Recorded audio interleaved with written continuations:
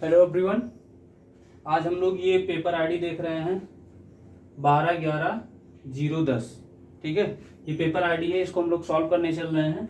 और यहाँ से आपको दिख रहा होगा अंतिम प्रहार। अंतिम प्रहार का मतलब ये है कि लास्ट टाइम पे आपको छक्का मारना है, क्योंकि मैच को जीतना है। मैच को जीतने का मतलब ये है कि केमिस्ट्री में अच्छा परफॉर्म करना है। तो उसके लिए हमने यहाँ इसका नाम थोड़ा सा अलग कर दिया है। तो देखिए, ये पेपर आईडी है और आज आपको कई चीजें ऐसे आपको बताएंगे जो आप गलती भी करते हो। ठीक है, आज क्या, अब ये जो 3 पेपर आपको लगातार कराएंगे, इसको भी आप अच्छे से देख करके जाइएगा।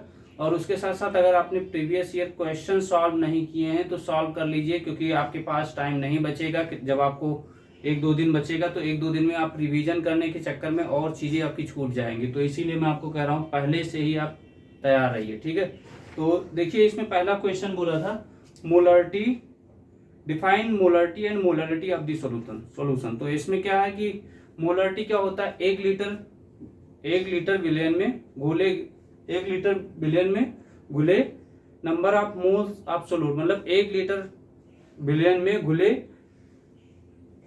विलेय के मोलों की संख्या क्या कहलाती है, मोलरिटी कहलाती है। आप ऐसे बोल सकते हो इंग्लिश में, number of moles of solute dissolve in 1 litre of solution. ठीक है, और दूसरा क्वेश्चन पूछा है कि इसमें molarity of the solution, molarity molality बोल रहा है।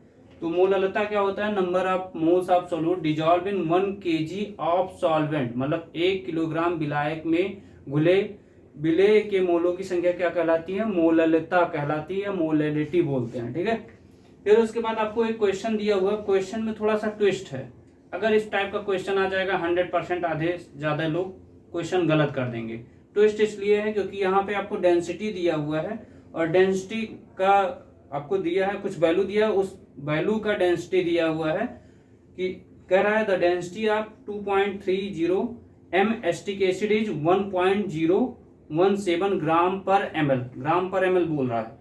ठीक है, तो यहाँ डेंसिटी कितने का दिया है, 2.30 m एस्टिक एसिड, मतलब मोलरिटी दिया हुआ है एस्टिक एसिड का, उसका दिया हुआ है आपको डेंसिटी 1.017 ग्राम पर ml। अब कह रहा है calculate molarity of the acetic acid solution, मतलब एसिटिक एसिड सॉल्यूशन का मोलरिटी ज्ञात करना है। तो बहुत आसान है, आपको बस कुछ चीजें ध्यान देना पड़ेगा। ध्यान देने का मतलब, सबसे पहले यहाँ क्या क्या दिया हुआ है। तो पहले मोलरिटी दिया है, मोलरिटी किसका दिया है, एसिटिक एसिड CH3COOH का दिया हुआ है। ये कितना है आपका 2.30 m दिया हो, या फिर आप ऐसे लिख सकते हो 2.30 मोल पर लीटर। ठीक है, और आपको डेंसिटी क्या दिया हुआ है, डेंसिटी जो दिया हुआ है, डेंसिटी इक्वल्स टू आपको दिया है 1.017 ग्राम पर ml। ठीक है, पर लीटर नहीं है, पर ml है, ध्यान दीजिएगा। फिर उसके बाद आपको ये इतनी चीजें दी है। अब यहां से आपको क्या, आपके दिमाग में ये आ सकता है, पहले मोलरिटी अगर दिया है, मोलरिटी का मतलब क्या हो गया, 2.30 मोल पर लीटर, मतलब 1 लीटर पर लीटर। 1 लीटर सॉल्यूशन में कितने मोल होंगे, 2.30। तो ये मोल दिया हुआ है। ठीक है, यहाँ पे आपका ये 2.30 ये मोल आपको दिया हुआ है। तो यहाँ से हम लोग क्या निकालेंगे, मास पहले निकाल लेते हैं, क्योंकि मास आपको पता नहीं है। तो यहाँ से हम क्या करेंगे,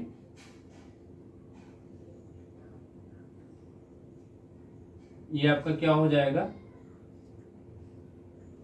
N equals to given mass upon molar mass, given mass upon molar mass. तो यहां पे क्या हो जाएगा, गिवन मास आपको क्या दिया हुआ है। अब देखिए, यहां पे एक चीज और ध्यान देना है कि गिवन मास का मतलब आपका ये जो n की वैल्यू दिया है, पहले यहां से यहां हम इसको निकालेंगे। तो n की वैल्यू क्या दिया है आपका 2.30 ये दिया हुआ है, और हमको ये गिवन मास निकालना है, गिवन मास निकालना है। और मोलर मास क्या है, CH3COOH का 60 होता है। मैं यहां करके दिखा दे रहा हूं, क्योंकि बहुत ऐसे क्वेश्चन होते हैं जैसे उनको फार्मूला, जैसे उसका मॉलिक्यूलर जो फार्मूला होता है वही नहीं पता होता। जैसे अगर आपके पेपर में आ गया यूरिया का, आ गया तो यूरिया का फार्मूला पता होना चाहिए, एसीटोन का आ गया तो एसीटोन का फार्मूला पता होना चाहिए, तभी आप कर पाएंगे, नहीं अदरवाइज आप उसका फार्मूला पता ही नहीं है, कैसे उसके नंबर आप मोल्स निकालोगे। फार्मूला पता होगा तब ना। जैसे मान लीजिए एसीटोन का हो गया CH3COCH3, यूरिया का हो गया NH2CO NH2 हो गया, तो उसका आप यहाँ मैं लिख दे रहा हूँ, पहले इसका लिख दे रहे हैं एसिटिक एसिड का, कार्बन का 12 प्लस हाइड्रोजन का 1/3 plus carbon 12 plus oxygen 16 plus 16 plus 1 equal to, यहाँ से जोड़ लेंगे तो ये एक बार फिर से लिख देते हैं, 12 प्लस 3 प्लस 12 प्लस 16 प्लस 16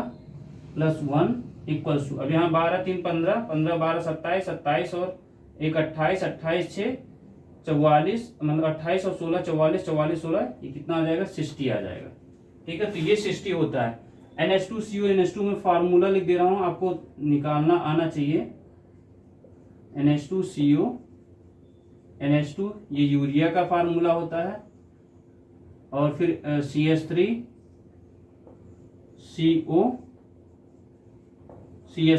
ये एसीटोन का फार्मूला होता है। मैं इसलिए लिख दे रहा हूं क्योंकि पेपर में आ जाता है, आधे ज्यादा निपट जाते हैं, बस इसी फार्मूले नहीं पता है तो उसका मॉलिक्यूलर मास क्या निकालेंगे। ये हो गया एसीटोन का। फिर उसके बाद, अरे बहुत लोग ऐसे सोच रहे हैं, ऐसे सर बता रहे हैं, भाई मैं उनके लिए बोल रहा हूँ जिनको नहीं पता। भाई आपको पता है, कुछ लोग अपने आप को स्मार्ट समझते हैं। अभी मैं देखा हूँ एग्जाम, अभी प्रैक्टिकल एग्जाम हुआ है, ज्यादा स्मार्ट बन रहे थे, सारी पता चल गई है।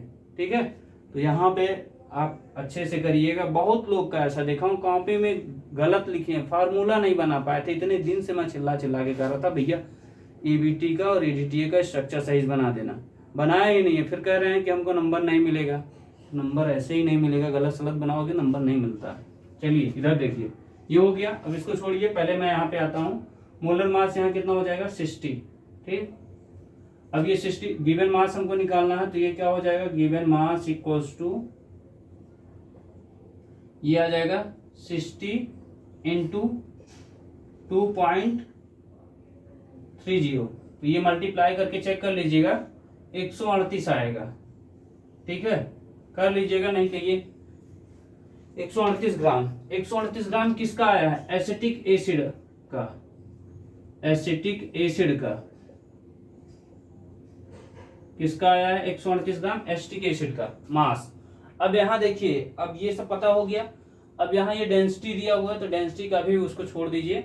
उसके बाद आपको क्या करना होता है, डेंसिटी का मतलब ये क्या हो गया, पहला नंबर ये ध्यान दीजिए, यहाँ क्या दिया, ग्राम पर ml दिया है। ये जो डेंसिटी दिया हुआ है, डी आपको दिया हुआ है, ये 1.017 ग्राम पर ml दिया है।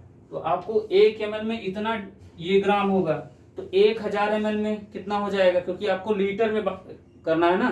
तो अगर हम लोग 1 लीटर में डिस्कस करें तो क्या हो जाएगा, यहां से अगर आप 1000 से मल्टीप्लाई कर लेंगे यहाँ पे, तो ये क्या आ जाएगा 1.017 इंटू 1000, तो ये 1000, अब ये क्या आ जाएगा, ग्राम पर लीटर हो जाएगा, ग्राम पर लीटर आ जाएगा।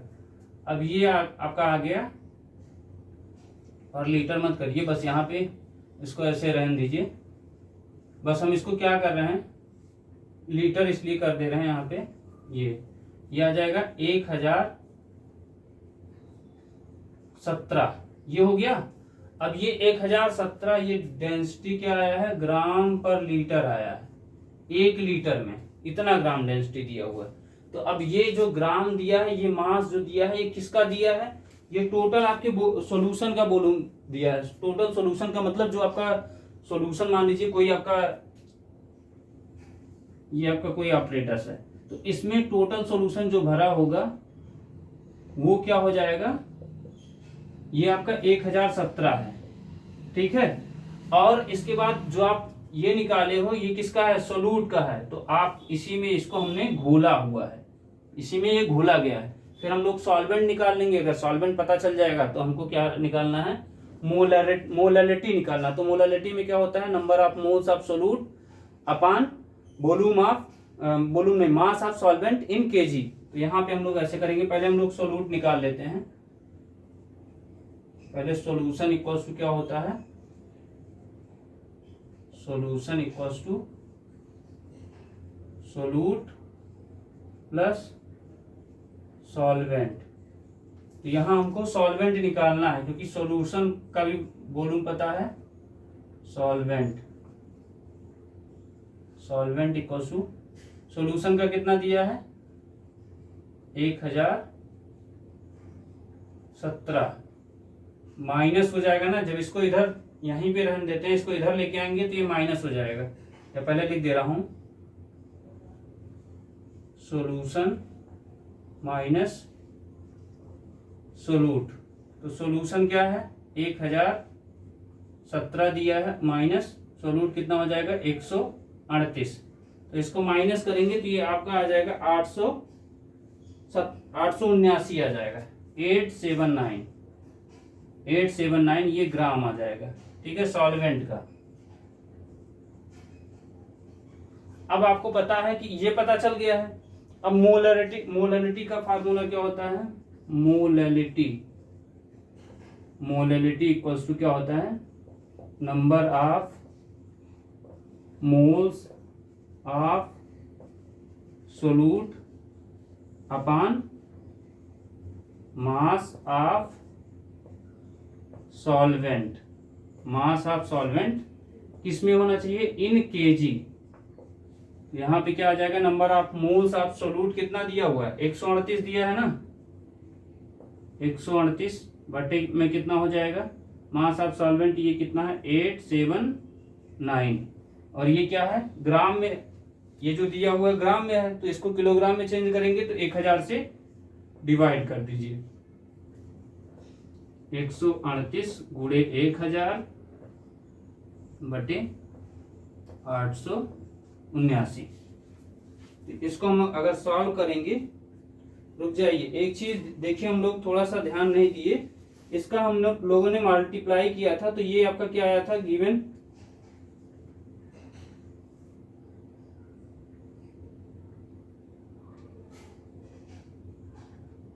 हम लोगों ने देखे यहीं कहीं मोल्स निकाला था, नंबर ऑफ मोल्स ये है, ये ध्यान दीजिएगा, थोड़ा सा मिस्टेक हुआ है, ये मोल्स हमारे ये हैं, ठीक है, इसको ध्यान दीजिएगा, ये 2.30।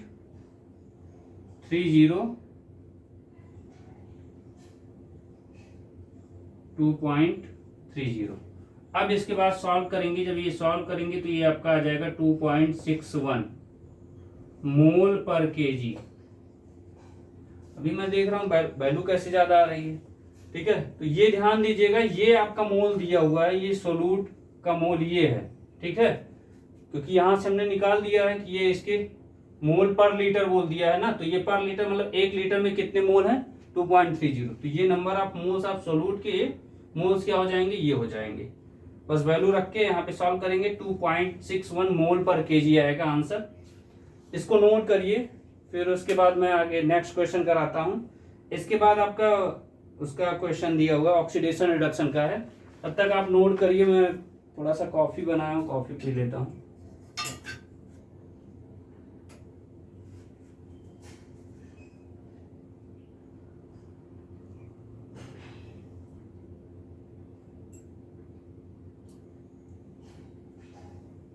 नोट करिए जल्दी से, आप लोग भी पी सकते हैं अपने अपने रूम पे बना करके, यहां से मैं कैसे पिला सकता हूं भाई।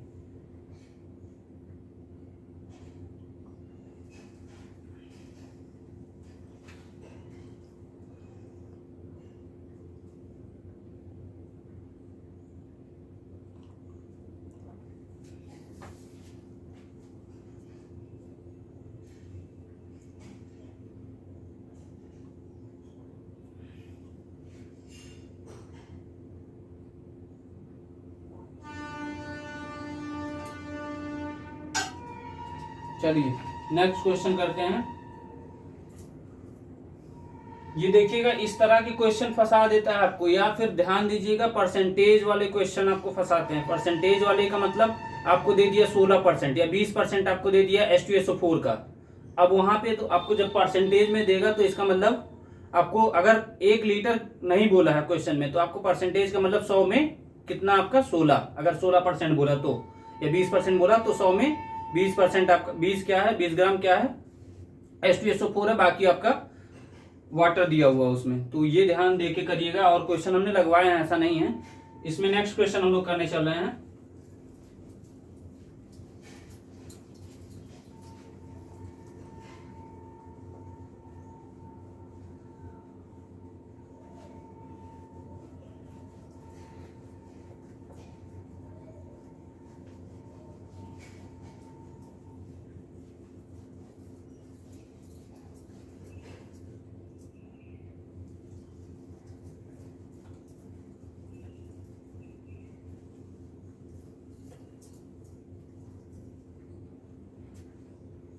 देखिए नेक्स्ट क्वेश्चन कह रहा है, in which of the following 2 ions Fe has highest oxidation number. मतलब 2 आपको दिया हुआ है, कोऑर्डिनेशन कंपाउंड के 2 मॉलिक्यूल 2 दिए हुए हैं, कोऑर्डिनेशन कॉम्प्लेक्स दिया हुआ है। तो ये आपको दिया हुआ है, दोनों का आपको ये बताना है किसका हाईएस्ट ऑक्सीडेशन, तो दोनों का आपको निकालना पड़ेगा, तभी आप बता पाएंगे।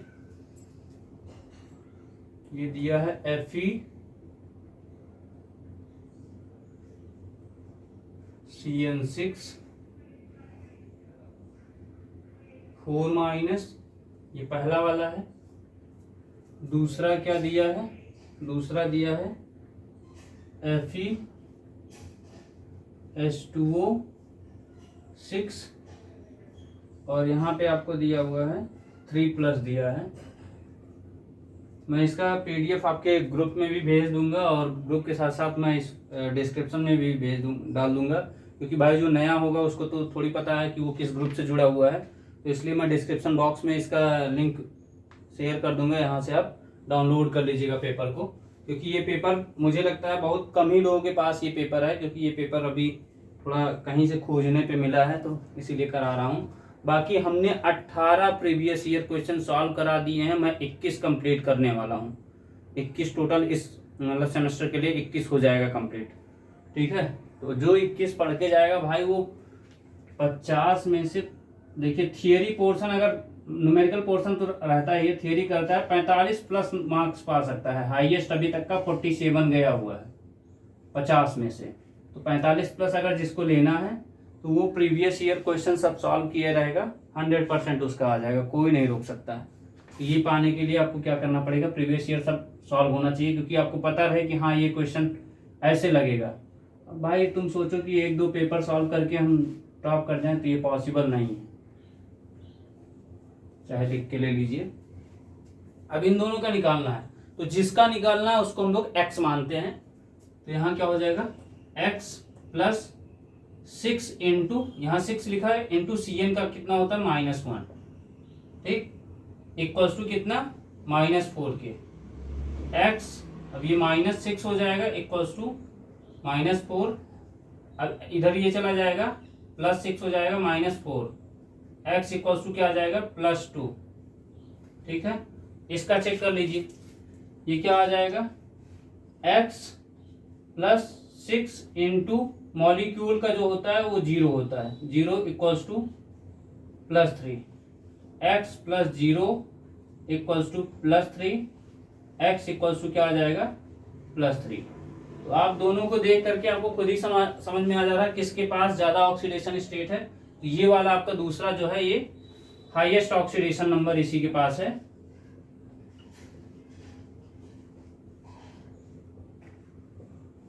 हाईएस्ट ऑक्सीडेशन नंबर, ठीक है। इसके बाद एक क्वेश्चन आपको दिया हुआ है, कह रहा है balance the following equation by oxidation method. Oxidation number method बोल रहा है। तो आपको ट्रिक बताया था और आज भी बताऊंगा एक बार। देखिए क्या करना है, ये क्वेश्चन दिया हुआ है HNO3 plus H2S NO plus S plus H2O, ठीक है। कोई नया भी अगर ये देख रहा होगा पेपर आईडी, तो ये नहीं है कि उसको ऑक्सीडेशन बैलेंस करने तरीका नहीं पता होगा। मैं यहीं पे सिखाऊंगा। मैं ये नहीं मान के चलता हूँ कि आप सीख के आए हैं, मैं ये मान के चलता हूँ आपको नहीं आ रहा है। देखिए यहाँ पे, यहाँ पहले आपको क्या देखना है कि नाइट ऑक्सीजन और हाइड्रोजन को छोड़िए, पहले मैं पहले ही बोला हूँ, इसका इसके साथ में कर लेंगे, इस वाले का इसके साथ में कर लेंगे, ठीक है। इसको पहले लिख लीजिए HNO3 को NO के साथ में, और दूसरा है H2S, इसको किसके साथ में, S के साथ में। और आपको ये ध्यान देना है, मैं पहले भी बताया हूं, कहीं भी एसिड दिख, मतलब H2O कहीं दिख जाए तो उसको आंख बंद कर लीजिए, भैया हम तुमको नहीं पहचानते हैं, कौन हो तुम, जैसे गर्ल्स लोग बोलती है ना, मतलब ऐसे बॉयज को देख करके, लेकिन कोई इफेक्ट नहीं पड़ता भाई। H2O जो है ये भी कहता है तुम अपने, जैसे होता है ना कि अपने घर की रहानी होगी, यहाँ की नहीं, ठीक है। तो इधर देखिए H2O की बात कर रहे हैं, यहाँ ये आपका H2O कहीं भी देख लीजिए, इग्नोर मार दीजिए। इग्नोर करने का मतलब इग्नोरम परम सुखम, मतलब इग्नोरम परम सुखम का मतलब मैं यहाँ एक लिख दे रहा हूँ, क्योंकि मेरे रूम में ऐसा लिखा हुआ है एक सेंटेंस, मेरा छोटा भाई है उसने लिखा हुआ है, और मुझे भी उस सेंटेंस को पढ़ने में बड़ा मजा आता है, और कोई भी रूम में आता है तो उसको यही लगता है कि हाँ ये सही है। देखिए मैं यहाँ लिख दे रहा हूँ, या यहाँ पे लिखता हूँ थोड़ा सा,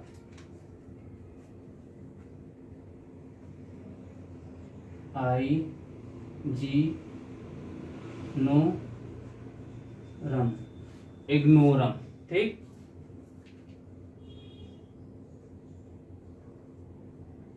परम, और उसके बाद सुखम,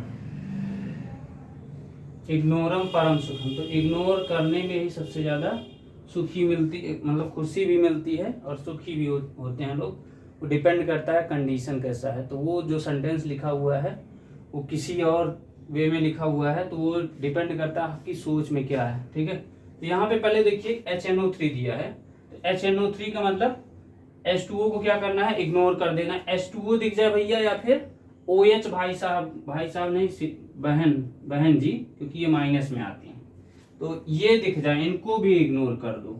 कौन हो तुम,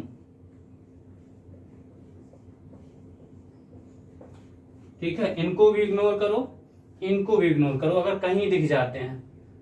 फिर उसके बाद हम लोग देखते हैं क्वेश्चन में करना क्या है। अब यहाँ देखिए इसकी ऑक्सीडेशन स्टेट यहाँ निकालेंगे, तो इसका +5 आएगा, निकाल के मैं यहाँ दिखा दे रहा हूं, HNO3। तो नाइट्रोजन का निकालना है, तो हाइड्रोजन का +1 हो गया, +X +3 इंटू -2 = 0, तो 1 +X -6 = 0, X -5 = 0, X = +5, ठीक। अब यहाँ +5 हुआ, +5 से +2 पे जा रहा है, यहाँ पे क्या आ जाएगा, -2 से 0 पे जा रहा है। तो वो नहीं देखना है कहाँ, उसमें पूछ, ये आपको ध्यान देना है कितना चेंज हो रहा है। कितना चेंज का मतलब किसी से कंपेयर कीजिए, कि मान लीजिए मैं हूं, मेरे पास 20 रुपए हैं, या 20 छोड़िए भाई, जो ये लिखा है, मेरे पास 5 रुपए हैं, और जो देख रहे हैं उनके पास, अब जो भी देख रहे हो भाई, उनके पास 2 रुपए है, तो आप कंपेयर करिए कितने रुपए कम है, 3 रुपए कम है ना। तो बस वही आपको चेंज इन ऑक्सीडेशन स्टेट लिखना है, change in oxidation state equals to कितना हो जाएगा, +3। देखिए ऑक्सीडेशन स्टेट बोला है, ठीक है, ऑक्सीडेशन नंबर नहीं, ये नहीं कह रहा हूं कि ऑक्सीडेशन, जो आपका ऑक्सीडेशन हाफ रिएक्शन में लिखते थे आयन इलेक्ट्रॉन को एकदम निकाल दीजिए। आयन इलेक्ट्रॉन से इसका कोई लेना देना नहीं है, उसमें इलेक्ट्रॉन बैलेंस करते थे, यहाँ कहीं इलेक्ट्रॉन बैलेंस की बात ही नहीं होगी। यहाँ देखिए दूसरे में, change in oxidation state equals to, यहाँ पे देखिए 0, चाहे जो संख्या बड़ी हो, बड़ी होने से मतलब उसमें से क्या करिए, एक संख्या को माइनस कर दीजिए, तो 0 में से -2 घटाओगे, 0 में से -2 घटाओगे, क्या आ जाएगा, +2 हो जाएगा ना। तो बस ये ध्यान देना है कितना चेंज आ रहा है, +2। अब आपको बताया था कि जो इसकी ऑक्सीडेशन स्टेट है, जैसे मान लीजिए मेरी ऑक्सीडेशन स्टेट +3 है, आपकी +2 है, तो आप वाली जो नंबर है उसमें मैं मल्टीप्लाई कर लूं और मेरी वाली नंबर से आप मल्टीप्लाई कर लीजिए, जो आंसर आता है वही आपका आंसर आ जाएगा। यहां से मल्टीप्लाई कर लीजिए, इसका यहाँ मल्टीप्लाई, मैं उसको लिख दे रहा हूं यहाँ पे, ये हो जाएगा 2HNO3 से 2NO। ठीक, दूसरा ध्यान देना है 3H2S से यहाँ क्या आ जाएगा 3S। अब आपको ध्यान देना है, ये तो हो गया, अब ये ध्यान देना है कि यहाँ ऑक्सीजन कितना है, यहाँ 6 ऑक्सीजन है, यहाँ 2 ऑक्सीजन है, तो इस वाली इक्वेशन में क्या करना है 4H2O से जोड़ दीजिए, इसमें 4H2O यहाँ पे ऐड कर दीजिए। 8 ऑक्सीजन कंप्लीट हो गया, 3 दूनी 6 ऑक्सीजन कंप्लीट हो गया, जोड़ दीजिए। फिर उसके बाद हाइड्रोजन बैलेंस करने की जरूरत नहीं है, अगर बैलेंस करना होगा तो फिर वहां पे आपको H+ ऐड करना होगा, अगर उस केस में कहीं अगर कम पड़ता है उसमें आपको करना पड़ेगा, अदरवाइज करने की जरूरत नहीं पड़ेगी। फिर यहाँ पे देखिए 4H2 हो गया, यहाँ पे देखिए 2H+ है, और यहाँ देख लीजिए यहाँ कितना है इस वाले में, और हम लोग बैलेंस कर लेते हैं। यहाँ 4 है, यहाँ क्या करेंगे, इसको मैं साइड में कर ले रहा हूँ, ये हटा दे रहा हूँ। यहाँ पे क्या करेंगे प्लस, देखिए 2H था, यहाँ पे 8H है, तो यहाँ क्या करेंगे 6H+ कर लेंगे। ठीक, बैलेंस हो गया। अब इस वाले में देख लीजिए कितना H2, 3 सल्फर है, 3 सल्फर यहाँ भी है, लेकिन H यहाँ पे 6 है, यहाँ पे 1 भी नहीं है, तो यहाँ क्या करिए 6H+। हमको पता था, देखिए यहाँ पे भी चाहे इसको डायरेक्ट ऐड करते तब भी बैलेंस हो जाता, लेकिन मैं आपको करके इसलिए दिखा रहा हूँ कि भाई कहीं कहीं ऐसा नहीं होता है, तो इस वजह से मैं यहाँ ऐड करके दिखा रहा हूँ। अदरवाइज आप डायरेक्ट इसको भी ना लिखिए, इसको भी ना लिखिए, ऐड कर दीजिए, गलत नहीं होगा, लेकिन मैं आपको करके दिखा दिया हूँ। तो ये दोनों कैंसिल हो जाएगा, ठीक है, ये कैंसिल हो जाएगा ऐड करने पे। तो यहाँ पे फिर से वही लिख सकते हैं 2HNO3 + 3H2S, ये क्या आ जाएगा 2NO + 3S + 4H2O। अब इसको एक बार चेक कर लेते हैं कि हमारा बैलेंस है कि नहीं। तो चेक करने के लिए देखिए हाइड्रोजन देख लीजिए, 2 यहाँ है और 3 दूनी 6 और 2 8। हाइड्रोजन पहले छोड़िए, पहले हम नाइट्रोजन चेक करते हैं। 2 नाइट्रोजन, 2 नाइट्रोजन, फिर उसके बाद ऑक्सीजन देखिए 3 दूनी 6, 2 इधर है, 4 इधर है, 6। फिर उसके बाद हाइड्रोजन देख लीजिए, 2 इधर है और 6 इधर, 8 हो गया, 4 दूनी 8 हो गया। इसका मतलब हमारा बैलेंस, हमने कहीं पे इलेक्ट्रॉन ऐड किया नहीं, ऐड किया। इसका मतलब ये है ये ऑक्सीडेशन मेथड है, ठीक है, ये आसान लगता है, मतलब बस चेंज इन ऑक्सीडेशन स्टेट कर लीजिए। आयन इलेक्ट्रॉन वाले में, आयन इलेक्ट्रॉन करें उसमें थोड़ा सा प्रॉब्लम हो जाता है, इलेक्ट्रॉन कोई नहीं कर पाते हैं, तो उसको बस ये ध्यान दीजिए, उसमें जिधर ज़्यादा प्लस चार्ज हो उधर ही हमको इलेक्ट्रॉन ऐड करना। सबसे इम्पॉर्टेंट बात यही है कि अगर आप ये ध्यान दे दिए कि जिधर ज़्यादा इलेक्ट्रॉन है, जिधर ज़्यादा प्लस चार्ज है उधर अगर आप इलेक्ट्रॉन ऐड कर दीजिए, आपका 100% सही हो जाएगा। बस देखिए कि कितना बराबर नहीं हो रहा उसके हिसाब से। तो ये बैलेंस हो गया है। फिर उसके बाद नेक्स्ट क्वेश्चन है, इसको जल्दी से नोट करिए, मेरी कॉपी ठंडी हो गई, नोट करिए जल्दी से।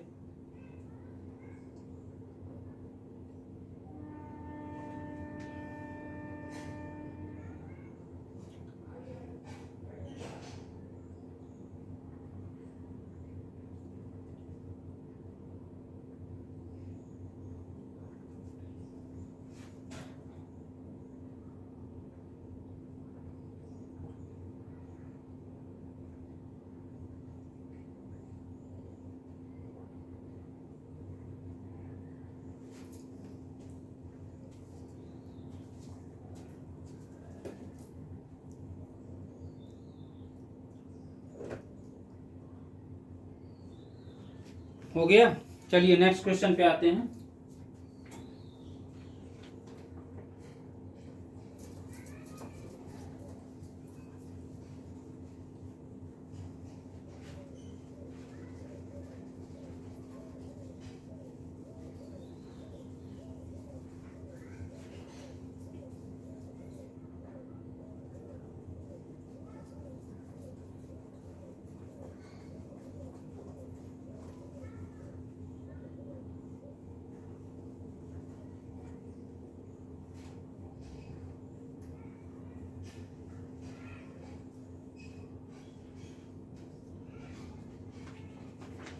कह रहा है establish the value of Kp for the reaction. Kp की रिएक्शन का हमको क्या करना है, वैल्यू निकालना है। मतलब कि कोई रिएक्शन दिया हुआ है, जैसे मान लीजिए ये क्वेश्चन दिया हुआ है, ये कौन सा है, दूसरे का पहला क्वेश्चन है। यहां दिया है N2 प्लस 3H2G 2NH3, ये दिया हुआ है इक्वेशन। इसके लिए कह रहा है Kp का एक्सप्रेशन। Kp का एक्सप्रेशन मतलब केवल Kp का निकालना है, ये Kp केसी में रिलेशन नहीं निकालना, Kp का बोला है। तो यहाँ पे क्या करना है, सबसे पहले आप इसके मोल्स लिखिए, number of moles at initial, number of moles at initial. Initial में मोल कितना है, जब कुछ नहीं दिया होता है तो हम लोग इसके पहले जो कोफिशिएंट लिखा होता है वो मानते हैं एक। यहाँ क्या हो जाएगा 3 हो जाएगा, यहाँ 0 क्योंकि इनिशियल में कोई काम ही नहीं हुआ है। फिर number of moles at equilibrium, moles at equilibrium क्या हो जाएगा 1 माइनस एक्स हो जाएगा, यहाँ 3 माइनस 3x, यहाँ क्या आ जाएगा 2x। ठीक है, अब इसको क्या करना है, आपको Kp बोला है तो Kp के लिए आपको पता है फार्मूला क्या होता है, Kp इक्वल्स टू, अब इस वाले केस के लिए हम लोग लिखेंगे तो पार्शियल प्रेशर ऑफ NH3, और ये 2 आगे लिखा हुआ है, ये पावर में जाता है, power 2 upon partial pressure of N2 into partial pressure of H2 का क्यू हो जाएगा, क्योंकि ये 3 यहाँ पे इधर है। तो आप क्या करेंगे, इसको पहले टोटल मोल ऐड कर लेते हैं। टोटल मोल्स इक्वल्स टू क्या हो जाएगा 1 minus x plus 3 minus 3x plus 2x। तो ये इसको ऐड करोगे, ये तो 4 हो जाएगा माइनस, और ये 3x माइनस 4x हो जाएगा, 4x में से प्लस 2 निकालेंगे तो माइनस 2x आ जाएगा। तो टोटल मोल ये हो गया। और फिर पार्शियल प्रेशर क्या होता है, partial pressure equals to mole fraction into total pressure. ठीक, अब एक एक का मोल फ्रैक्शन हम लोग निकालते हैं। पहले हम लोग पार्शियल प्रेशर ऑफ NH3 का निकाल लेते हैं। इसके मोल कितने हैं 2x, इक्विलिब्रियम के मोल 2x है, और टोटल मोल कितना है 4 minus 2x into P, partial pressure of N2, ये क्या हो जाएगा N2 का 1 minus x upon 4 minus 2x into P, partial pressure of H2 3 minus 3x upon 4 minus 2x into P। अब ये वैल्यू ले जाके वहां पुट कर देना है, तो यहाँ पुट करेंगे क्या हो जाएगा Kp equals to 2x upon 4 minus 2x into P का होल स्क्वायर अपान क्या हो जाएगा 1 minus x upon 4 minus 2x into P, और यहाँ क्या हो जाएगा 3 माइनस, अब देखिए यहाँ पे एक चीज हम कर सकते हैं, 3 यहाँ कॉमन निकाल लेंगे तो 1 माइनस एक्स आ जाएगा। तो मैं यहाँ 3 कॉमन निकाल ले रहा हूँ, यहाँ बड़ा वाला ब्रैकेट लगा दे रहा हूँ। 3 कॉमन निकाल करके 1 minus x upon 4 minus 2x, ये हो गया इंटू P का होल क्यूब। ये टोटल का होल क्यूब है, नहीं तो आप समझिए क्योंकि ये H2 का है, H2 का क्यूब दिया है। इस वाले में ये पूरे का करेंगे, Kp इक्वल्स टू क्या आ जाएगा 4x square upon into P square भी हो जाएगा अपान 4 माइनस 2x का होल स्क्वायर अपान अपान में क्या आ जाएगा 1 minus x upon 4 minus 2x into P into, अब 3 का क्यूब करोगे तो ये क्या आ जाएगा 27, 3 त्रिक 9 त्रिक 27 इंटू 1 माइनस एक्स का whole cube upon 4 minus 2x का whole cube into P cube. अब यहां से देखिए एक यहां से पी स्क्वायर है, अब इसको हम थोड़ा सा अरेंज करेंगे। के पी इक्वल टू क्या हो जाएगा 4x square P square upon 4 minus 2x का स्क्वायर अपान में क्या हो जाएगा 1 माइनस एक्स। अब ये 1 माइनस एक्स और 1 माइनस एक्स का क्यूब, तो ये क्या हो जाएगा 1 माइनस एक्स के पावर 4, और ये 27 को मैं बाहर निकाल ले रहा हूँ, यहाँ पे ले आ रहा हूँ। अपान में क्या हो जाएगा 4 माइनस 2x। अब ये देखिए यहाँ 1 है यहाँ 3 है, तो हम 3 को क्या लिख सकते हैं 4 minus 2x into 4 minus 2x का होल स्क्वायर लिख सकते हैं। 4 minus 2x into 4 minus 2x का होल स्क्वायर। अब यहां से देखिए ये होल स्क्वायर कैंसिल हो जाएगा, और यहीं कहीं पे p भी है, p के पावर यहाँ तो p square into P square लिख सकते हैं, p क्यूब इंटू p क्या हो जाएगा p के पावर 4, और p के पावर 4 को हम लोग क्या लिख सकते हैं p square into p square. अब यहाँ से p स्क्वायर से ये p स्क्वायर कैंसिल हो जाएगा। अब इसको हम लोग सॉल्व कर लेते हैं। के पी इक्वल टू क्या हो जाएगा 4x स्क्वायर, और ये चला जाएगा ऊपर इंटू 4 माइनस 2x का होल स्क्वायर, ठीक, अपान में क्या हो जाएगा 27 इंटू 1 माइनस एक्स की पावर 4, और ये p स्क्वायर, ठीक है, ये बचा हुआ है अभी। अब यहां से देखिए अगर 2 हम कॉमन ले लें यहाँ पे, तो 2 माइनस 2x का होल स्क्वायर हो जाएगा, और 2 का स्क्वायर करेंगे तो 4 हो जाएगा। K P equals to 4x square into 4 कहाँ से आया, अगर हम लोग यहाँ कॉमन निकालेंगे 2 कॉमन निकालेंगे, तो कॉमन निकालने के बाद उसका स्क्वायर करेंगे, क्योंकि यहाँ स्क्वायर लगा है, या मैं करके दिखा दे रहा हूँ। बड़ा ब्रैकेट लगाइए, 2 कॉमन लिया, 2 माइनस एक्स का टोटल का होल स्क्वायर अपान क्या हो जाएगा 27 1 माइनस एक्स के पावर 4 पी स्क्वायर। तो यहाँ पे क्या आ जाएगा, इसको K P equals to 4x square into, अब इसका 2 का स्क्वायर करोगे तो ये 4 आ जाएगा, इंटू 2 माइनस एक्स का स्क्वायर अपान 27 1 माइनस एक्स के power 4 P square power 4 into P square.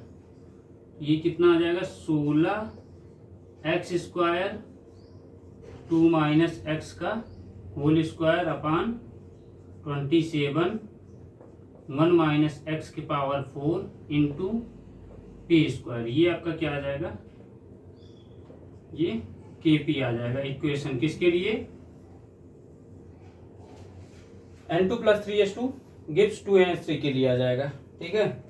फिर इसके बाद एक क्वेश्चन आपको दिया हुआ है, तो पहले इसको नोट कर लीजिए, क्योंकि लोग गलत कर जाते हैं, इसीलिए ये क्वेश्चन है। और इसमें डायरेक्ट दे दिया है, तो इसका मतलब 2.5 नंबर का ये है और 2.5 नंबर का न्यूमेरिकल है। अब इतना आपको करना पड़ेगा, अच्छे से इसको सॉल्व करिएगा, क्योंकि कैलकुलेशन कहीं इधर उधर किए गड़बड़ हुआ तुरंत गलत हो जाएगा। और आप लोगों को पहले भी सजेशन दे रहा हूं, आपके पास कैलसी जो होना चाहिए, मैं एग्जाम टाइम की बात कर रहा हूं, 82 mx का होना चाहिए। ये आपके लिए डिप्लोमा वाले बच्चों के लिए बता रहा हूं। अगर आपके पास 991 हो जाएगा, 991 mx वाला अगर आपके पास पाया जाता है, तो आप रिस्ट्रिकेट कर दिए जाएंगे, फिर उसके बाद 1 साल फिर से आएंगे पढ़ने, क्योंकि ये अलाउड नहीं है। ये केवल बीटेक वालों के लिए होता है और ये डिप्लोमा वालों के लिए होता है। तो जो लोग भी अभी लेके जा रहे होंगे, मैं उनसे रिक्वेस्ट कर रहा हूँ, अदरवाइज जब आपके साथ घटना घट जाएगी, फिर उसके बाद आप कहेंगे कि सर हमको पहले से नहीं बताया गया था, इसीलिए मैं बता दे रहा हूँ, क्योंकि मैंने ड्यूटी के दौरान मैंने देखा हुआ कि कुछ बच्चे ये लेके आए थे। स्पेशली मैं देखा हूँ इलेक्ट्रिकल के बच्चे थे, वो लोग ये वाला लेके आए थे। D8 में ड्यूटी कर रहा था, तो वहाँ पे मैं बताया भी हूँ, ये मत लेके आइएगा, अपने सीनियर से ले लीजिए, या कोई ऐसा बैचमेट हो जो जिसको ये केमिस्ट्री के दिन इसकी ज़रूरत ना हो कैलकुलेटर की, या अपने सीनियर से ले लीजिए या सुपर सीनियर से ले लीजिए कि सर हमको एक दिन की बात है, हमको दे दीजिए अपना वाला, तो नहीं आपके लिए समस्या हो जाएगी। और अगर आप चाहते हैं कि आपको बैक लेना हो, 1 साल बैठना हो फिर से, तो भाई लेके आइए, कोई स्वागत है, फिर वहीं मुलाकात होगी। मैं बता दे रहा हूँ एक बार, ठीक है। चलिए यहाँ पे इसको जल्दी से नोट करिए, फिर हम लोग नेक्स्ट क्वेश्चन पे आते हैं।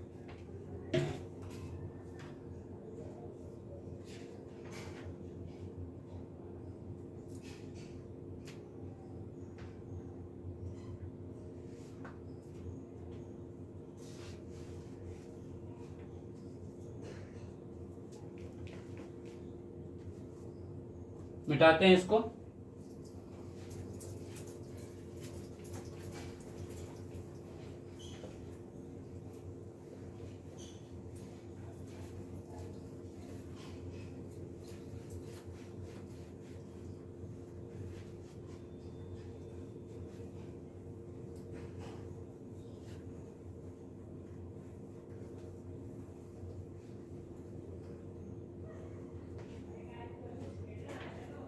कह रहा है solubility of BaSO4 at 25 degree centigrade is 2.33 into 10 की पावर -4 ग्राम पर 100 ml। Calculate solubility product of BaSO4। BaSO4 का solubility प्रोडक्ट निकालना है, तो ध्यान दीजिए। पहले BaSO4 को हम लोग तोड़ेंगे।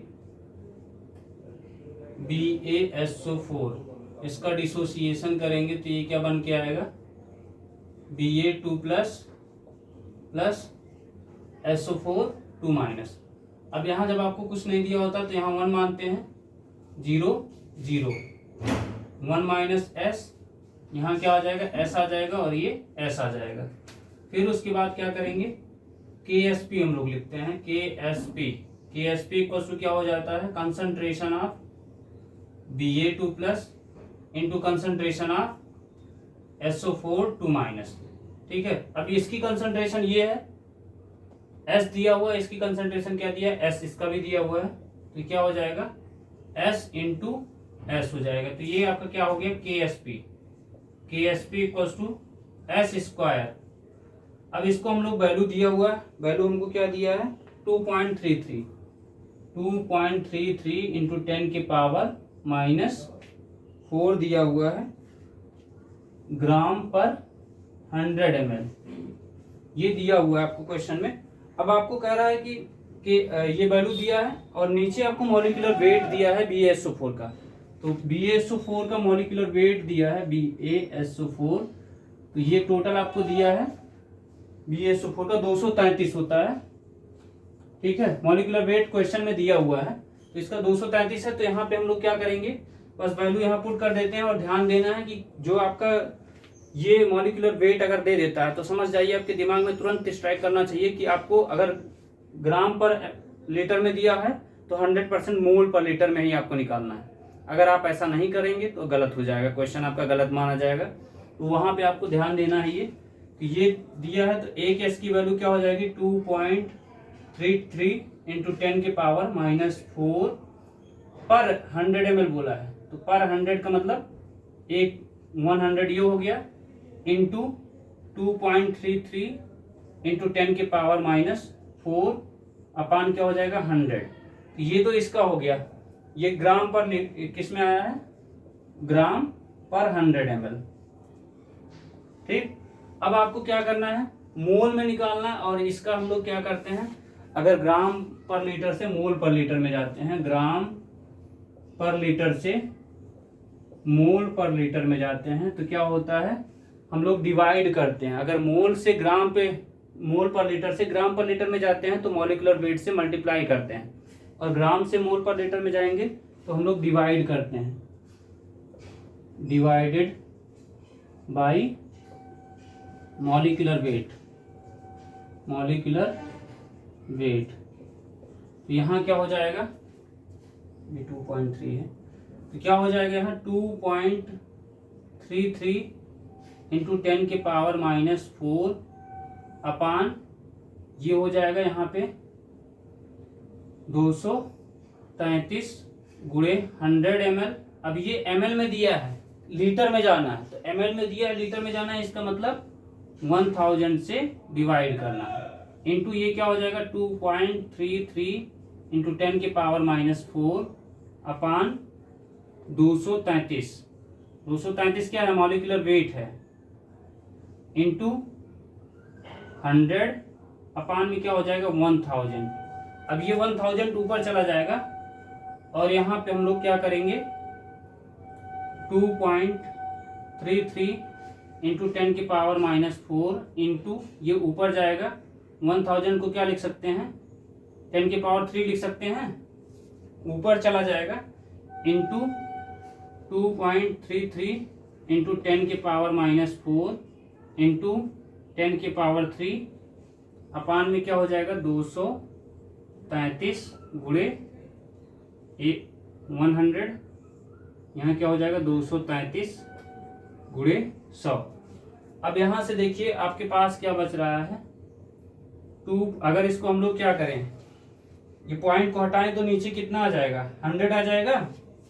233 हमने अगर लिखा ऊपर वाले को इंटू 10 के पावर -4 इंटू 10 के पावर 3, ये तो पहले से था, यहाँ डेसिमल हटाया है तो नीचे क्या हो जाएगा 100 से डिवाइड कर देंगे, तो 233 और पहले से 100 था फिर 100 हो जाएगा, ठीक, इंटू यहाँ भी वैसे ही करेंगे 233 गुणे 10 के पावर -4 इंटू 10 के पावर 3 अपान 233 गुणे ये 100 पहले से था और 100 फिर से हम लोग इसलिए कर रहे हैं क्योंकि यहाँ डेसिमल हटा रहे हैं। तो यहाँ पे देखिए, यहाँ पे 10 की पावर 3 का मतलब पहले इसको कट कर देते हैं, 233 कैंसिल हो गया।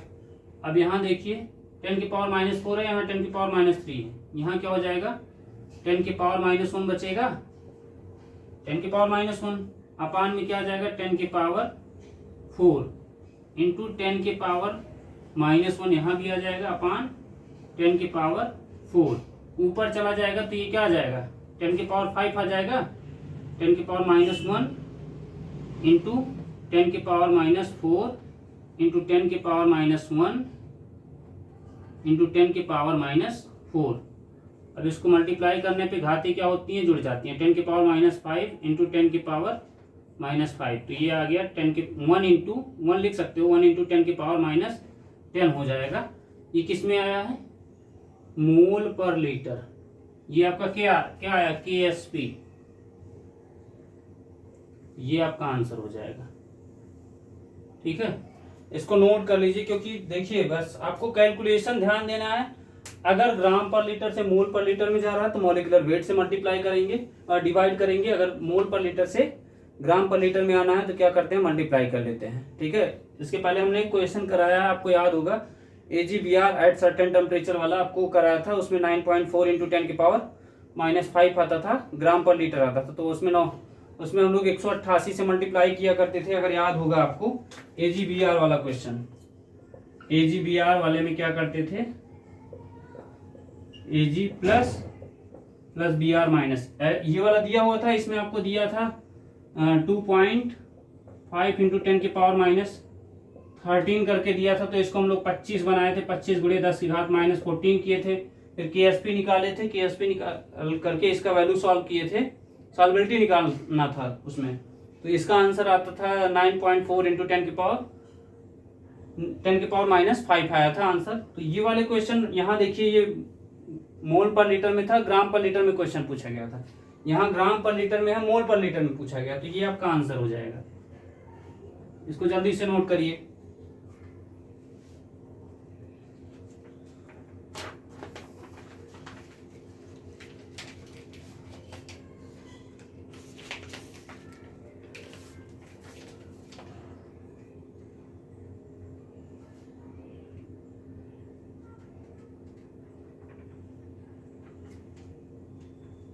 देखिए इस पेपर में क्वेश्चन घुमा घुमा के पूछा है, अगर आप थोड़ा सा भी इधर उधर हुए तो गड़बड़ हो जाएगा सब।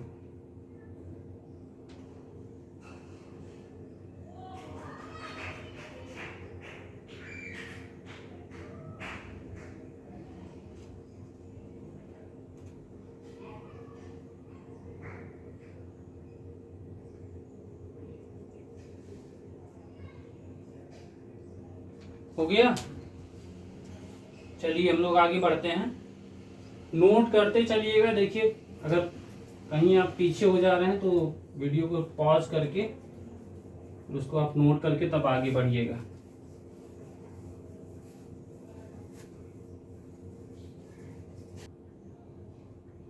टू टाइम्स C6H5Cl और फिर उसके बाद यहाँ पे क्या करना है, CH3NHCOCl।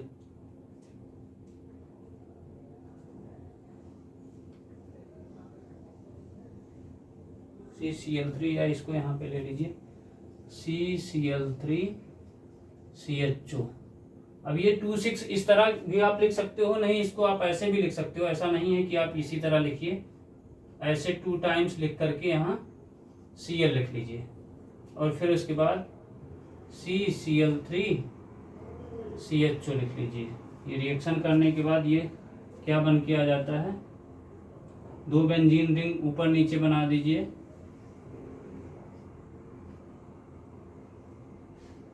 CH से कनेक्ट कराइए,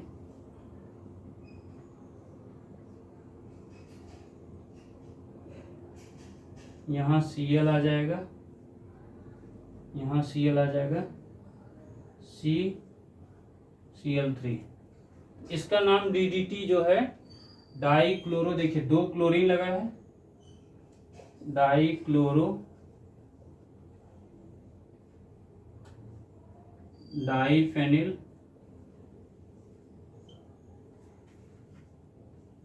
ट्राईक्लोरो इथेन। ठीक है, ये फार्मूला हो जाएगा। फिर उसके बाद दूसरा है बेगान है, तो बेगान को मैं बोलता हूं बेगाने के शादी में अब्दुल्ला दीवाना, बेगान्स। ये सब कीटनाशक हैं, मतलब क्या करते हैं, DDT वगैरह देखते होंगे, छिड़काव करते हैं, या आप लोग जो जानते हैं गांव में बरसीन बोला जाता है, ग्रीन कलर की छोटी छोटी पत्तियां उसमें होती हैं, भैंस वगैरह को खिलाया जाता है, तो उसमें जब कीटाणु लग जाते हैं तो उसमें छिड़काव किया जाता है। फिर उसके बाद क्या कह रहा है इसमें, बेगान। तो बेगान का स्ट्रक्चर पहले हम लोग बना लेते हैं। बेगान में क्या होता है कि यहाँ कोई बेंजीन रिंग रहती है, एक साइड OH लगा दीजिए और यहाँ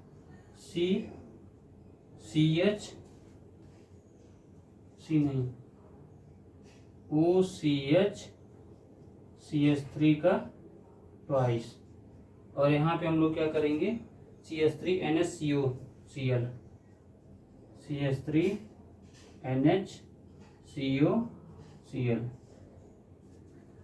यहाँ पे बेंजीन रिंग आ जाएगा, फिर यहाँ पे क्या आ जाएगा, OCONHCH3 और दूसरा क्या हो जाएगा, OCHCH3 का ट्वाइस। इसको हम लोग बेगान बोलते हैं।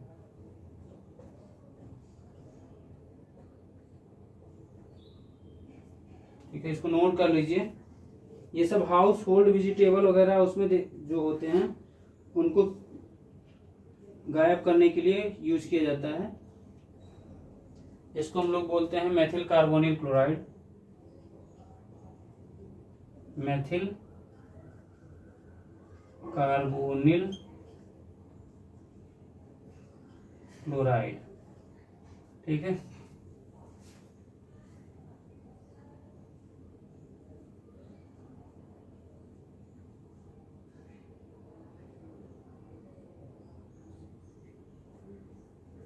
और इस वाले को बोलते हैं आइसोप्रोपॉक्सी फिनॉल, इसका जो नाम है, याद नोट कर लीजिए इसको जल्दी से। फिर उसके बाद हम लोग आगे बढ़ते हैं। देखिए आगे क्वेश्चन में कह रहा है what are the polymerization and condensation reaction. फिर उसके बाद कह रहा है name the plastic with their structural formula used for pipe, wind screen, and adhesive. तो यहाँ पे थोड़ा सा क्वेश्चन में ट्विस्ट कर दिया है। पहले क्या करता था, बोल देता था कि भैया बैकेलाइट का स्ट्रक्चर बनाओ, उसका यूज बताओ, लेकिन इस पेपर में ही पूरा मैं आपको पहले से ही बता रहा हूँ कि पूरा कॉन्सेप्ट बेसिस है। तो इसमें बोल दिया है कि पाइप को बनाने के लिए और विंड स्क्रीन, मतलब जैसे आप देखते होंगे कांच की खिड़की, आप देखते होंगे एरोप्लेन में जो कांच की खिड़कियां लगी रहती हैं, उस खिड़की में जो यूज किया जाता है प्लास्टिक, उसको और उसके साथ में एडसिव को जोड़ने के लिए जो प्लास्टिक हम लोग यूज करते हैं, उसमें कौन कौन सा वो होता है, उसका स्ट्रक्चर बताना है। तो पहला तो पाइप के लिए आपका यूज करते हो पीवीसी यूज करते हैं, पॉलीविनाइल क्लोराइड, और दूसरा विंड स्क्रीन के लिए हम लोग यूज करते हैं, उसको हम लोग बोलते हैं, विंड स्क्रीन वाले का नाम बताइए कोई, कमेंट करिए भाई। विंड स्क्रीन आपको बताया हूं, शटर प्रूफ विंडोज के लिए पीएमएम में, पॉलीमेथिल मेथ एक्राइलेट। कब से भाई ये बार बार बोलता हूं, बहुत इंपॉर्टेंट है वो। अब यहाँ तो घुमा दिया है। तो पीएमएम में होता है, और तीसरा लास्ट वाला है उसके लिए एडसिव के लिए जो यूज होता है उसको एपॉक्सी रेजिन बोला जाता है। अगर आप एडसिव पढ़े होंगे तो लास्ट में हमने बताया था, एपॉक्सी रेजिन की बात किया था। और एपॉक्सी रेजिन का यूज कहाँ किया जाता था, जो सड़क वगैरह देखते हैं, सड़क पे जो वाइट आपको इधर उधर डिवाइड कर दिया जाता है कि आपको इस साइड से चलना है, उनको इस साइड से चलना है। तो जो डिवाइडर की बात नहीं कर रहा हूँ, देखते होंगे वाइट उसमें लेयर बना रहता है अल्टरनेट में। जैसे ये मान लीजिए लेयर बना हुआ, मैं यहाँ पे बना दे रहा हूँ, जैसे ये सड़क है, ठीक है। तो बीच बीच में क्या होता है, ऐसे बना करके वाइट, अगर आपको याद आ रहा होगा, ऐसे ऐसे करके बना दिया जाता है। तो कुछ गाड़ियां इधर से चलती हैं, कुछ इधर से चलती हैं। भाई जिनकी स्पीड तेज रहती है, एक्चुअल में चलने का तरीका तो यही है कि इधर से राइट साइड से चलना चाहिए, लेकिन क्या करते हैं, इधर से साइड लेने लगते हैं। तो ये क्या करता है, डिवाइड कर देता है कि भैया आप इधर चलिए, हम इधर चलते हैं। तो ये जो इसमें लगा होता है, इसको चिपकाने के लिए एपॉक्सी रेजिन यूज किया जाता है। तो इसको मैं जल्दी से नोट कर लिए होंगे, तो मैं मिटा दे रहा हूँ। आगे उसका स्ट्रक्चर बता देते हैं एक एक का, और स्ट्रक्चर के साथ साथ इसको बता देते हैं।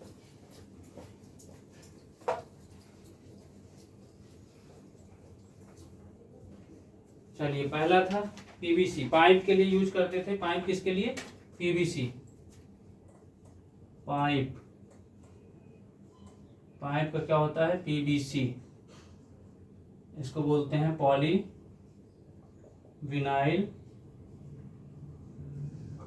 क्लोराइड। और इसको पॉलीविनाइल क्लोराइड का स्ट्रक्चर क्या होता है, CH2 CH, यहाँ Cl जोड़ दीजिए ऊपर, यहाँ N लगा दीजिए। इसको हम लोग पीवीसी बोलते हैं, पॉलीविनाइल क्लोराइड। दूसरा किसके लिए है, कौन सा है, कहाँ गया, विंड स्क्रीन। विंड स्क्रीन के लिए कौन जिम्मेदार होता है, पीएमएम में। यूज नहीं पूछा, बस इसका स्ट्रक्चर पूछा है। पीएमएम में polymethyl methacrylate, polymethyl methacrylate. इसका स्ट्रक्चर क्या हो जाएगा, CH2 CCH3 CO OCH3।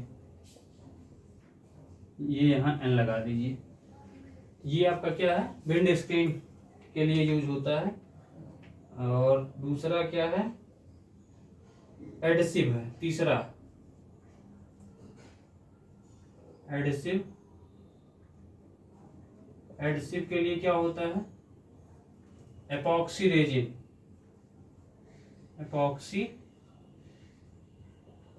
Resin, इसका फार्मूला क्या होता है एपॉक्सी रेजिन का, सिंपल है, OCH2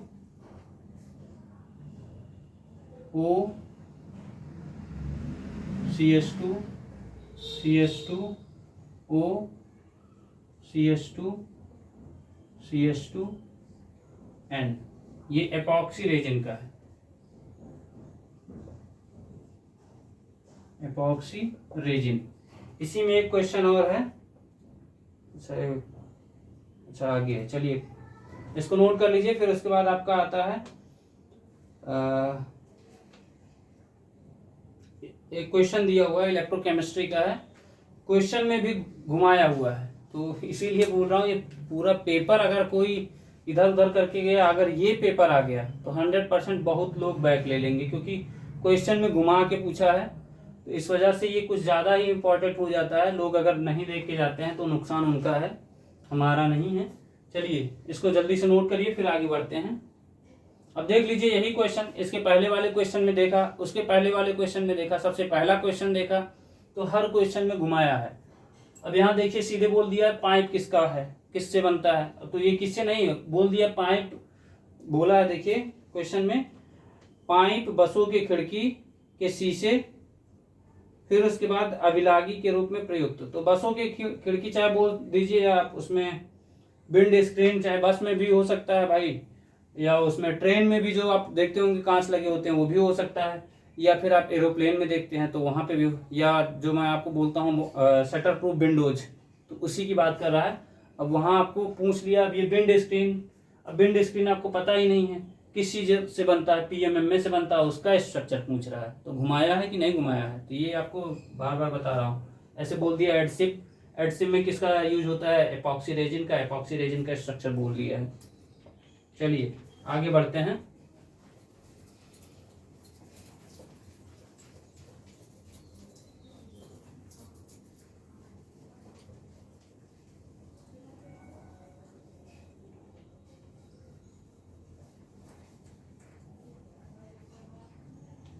नेक्स्ट क्वेश्चन है,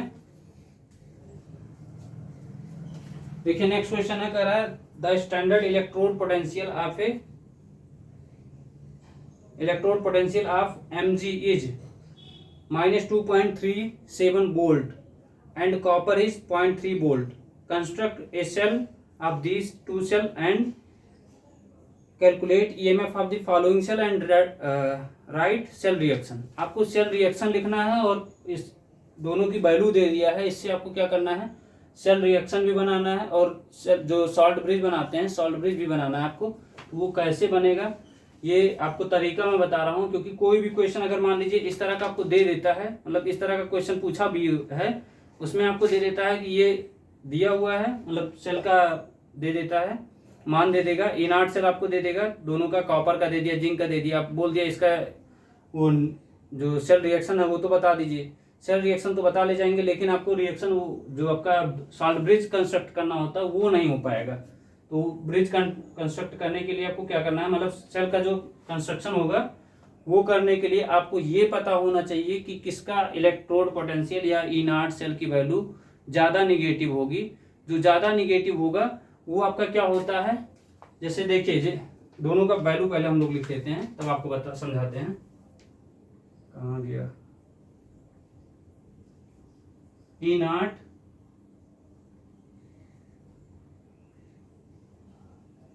Mg2+ से Mg की वैल्यू, मिलीग्राम नहीं है, मैग्नीशियम है, ये दिया है -2.37 वोल्ट, और इसका क्या दिया है, E0 कॉपर 2+ से कॉपर, इसकी वैल्यू दिया हुआ है 0.34 वोल्ट। अब यहां से आप नहीं बता सकते भाई कौन सा इलेक्ट्रोड है, कौन सा एनोड है, कौन सा कैथोड है। उसको बताने के लिए आपको एक चीज ध्यान देना पड़ेगा। यहाँ पे देखिए एक सेंटेंस है कि गैल्वेनिक सेल में जो ज्यादा इलेक्ट्रोपॉजिटिव होता है, पॉजिटिव रिडक्शन पोटेंशियल होता है, उसको हम लोग क्या बोलते हैं, कैथोड बोलते हैं। पॉजिटिव जैसे इलेक्ट्रोड पोटेंशियल आपको क्या बताया हम, इलेक्ट्रोड पोटेंशियल मतलब रिडक्शन आपको देखना है, तो जिसका जो ज्यादा पॉजिटिव होता है, तो इन दोनों में पॉजिटिव कौन सा है, आप खुद बताइए। ये निगेटिव है, ये पॉजिटिव है, तो आपको बोल रहा हूं जो ज्यादा पॉजिटिव होता है वो आपका कैथोड होता है, और जो ज्यादा निगेटिव होता है वो एनोड होता है। ये ध्यान देना है। मैं यहां हिंदी में लिख दे रहा हूं, ज्यादा पॉजिटिव ज्यादा पॉजिटिव, इसका मतलब किसमें, गैल्वेनिक सेल की बात हो रही, ज्यादा पॉजिटिव, तो इसका मतलब कैथोड, ज्यादा निगेटिव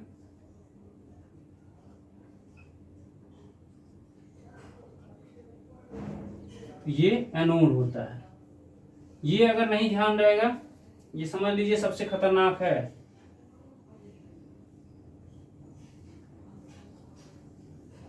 अगर ये नहीं आपको पता रहेगा, अगर इस तरह का कोई क्वेश्चन आता है 100% आप गलत करके आएंगे।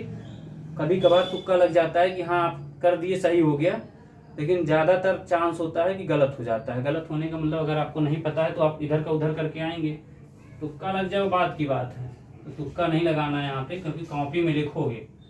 तो यहाँ देखिए सबसे पहले इसका हम लोग लिखेंगे E0।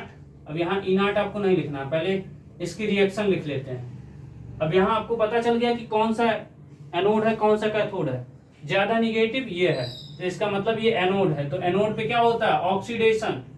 आपको बताया था red cat INOX, red cat INOX.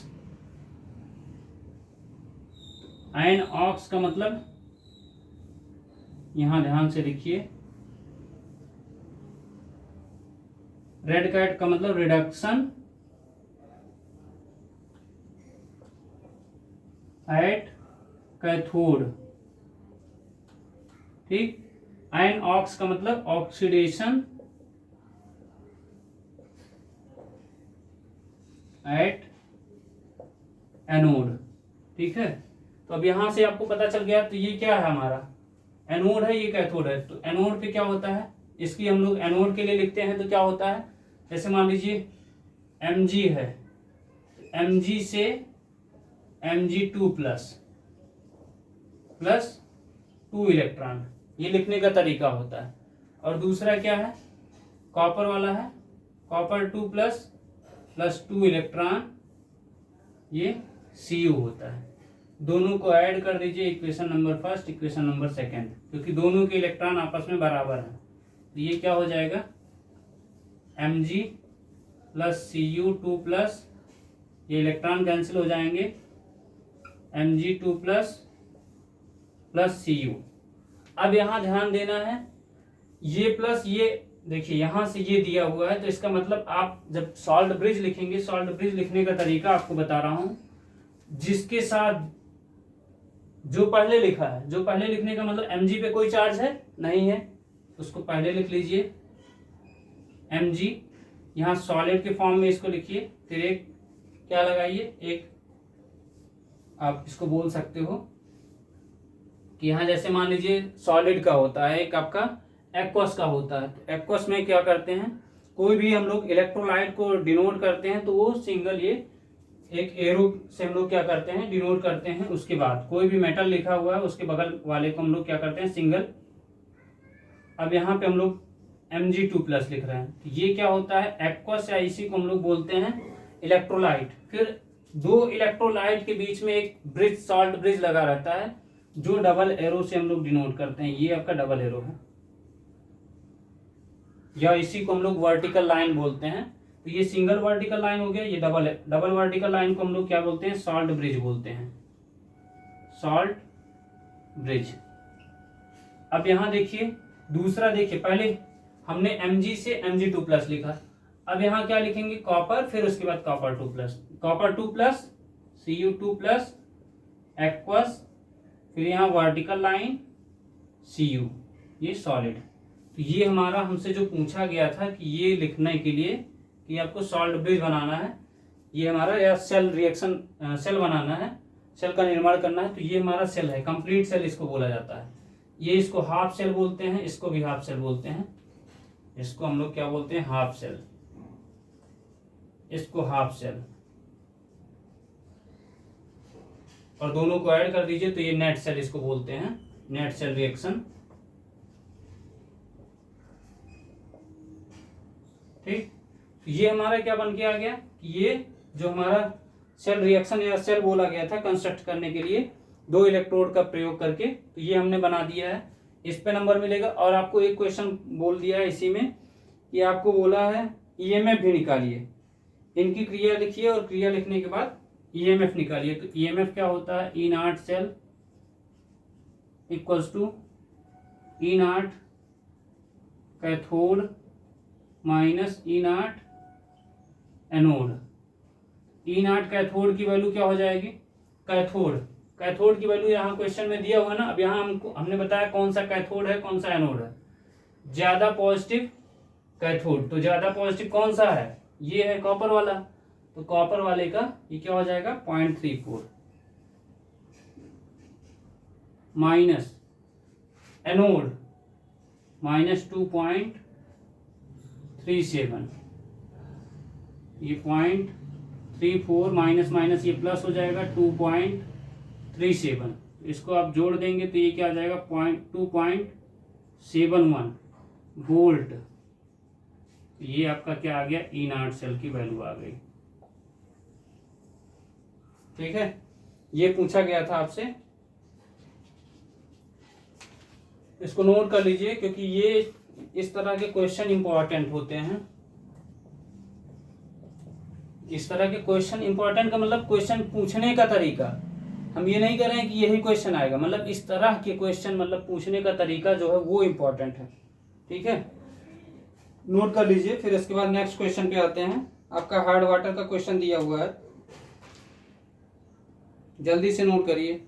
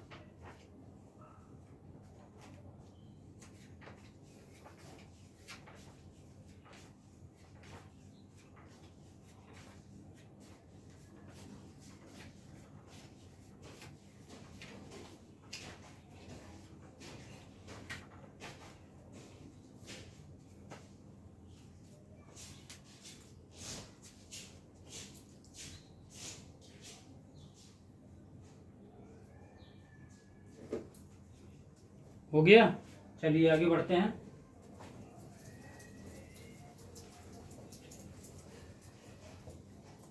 अंतिम प्रहार की ओर हम लोग हैं।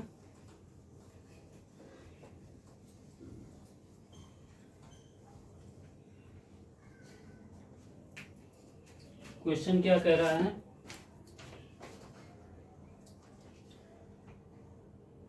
कह रहा in an experiment 20 ml of standard hard water required 30 ml of EDTA solution, 100 ml of water sample required 20 ml of same EDTA solution.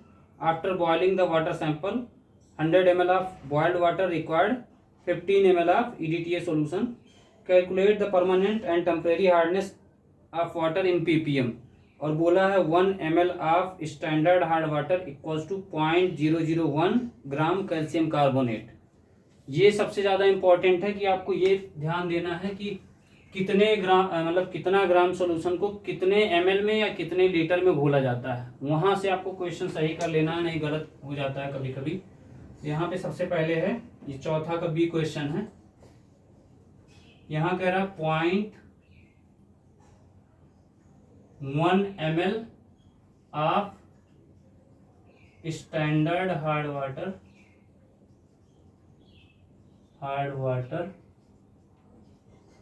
Equals to कितना दिया है 0.015 ग्राम दिया है। ठीक है, ये दिया है। अब इसको क्या करना है, इसको हम लोग 1 ml में है, अगर इसी को हम लोग ml की संख्या मतलब अगर हम 1000 ml कर लेंगे तो यहाँ 1000 से मल्टीप्लाई हो जाएगा। तो यहाँ अगर हम लोग 1000 ml कर लेंगे 1 litre solution ml of standard hard water, standard hard water equals to क्या हो जाएगा 0.015 इंटू 1000 हो जाएगा, इक्वल्स टू क्या आ जाएगा 1.5 ग्राम हो जाएगा। 1000 से मल्टीप्लाई करेंगे तो ये क्या आ जाएगा 1.5 ग्राम आ जाएगा।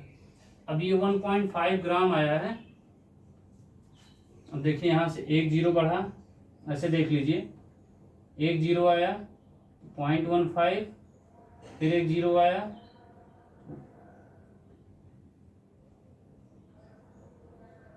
1.5, ऐसे देख लीजिए 0.015 गुणे 1000, 000। भाई कुछ लोग हैं जो उनके लिए किया जा रहा है 000, फिर उसके बाद 0000, फिर उसके बाद 5100। 3 अंक पे डेसिमल, यहाँ 1 2 3 4, ये हो गया 00।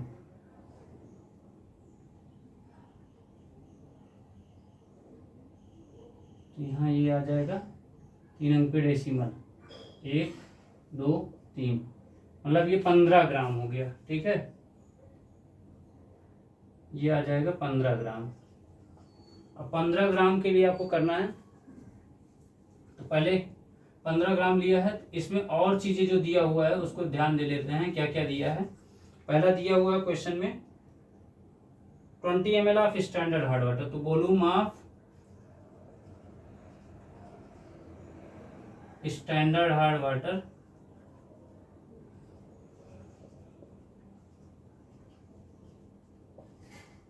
इक्वल्स टू कितना दिया है, इक्वल्स टू ये दिया हुआ है आपको 20 ml। Volume of EDTA used V2, ये V1 है, स्टैंडर्ड हार्ड वाटर के लिए V1 होता है। ये कितना दिया हुआ है 30 ml। फिर उसके बाद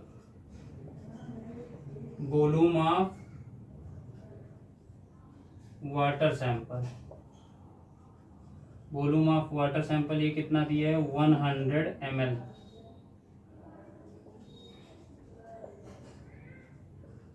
volume of EDTA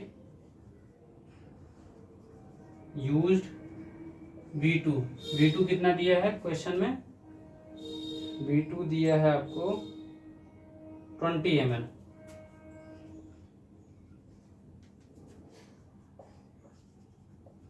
volume of boiled water ये दिया हुआ है आपको 100 ml।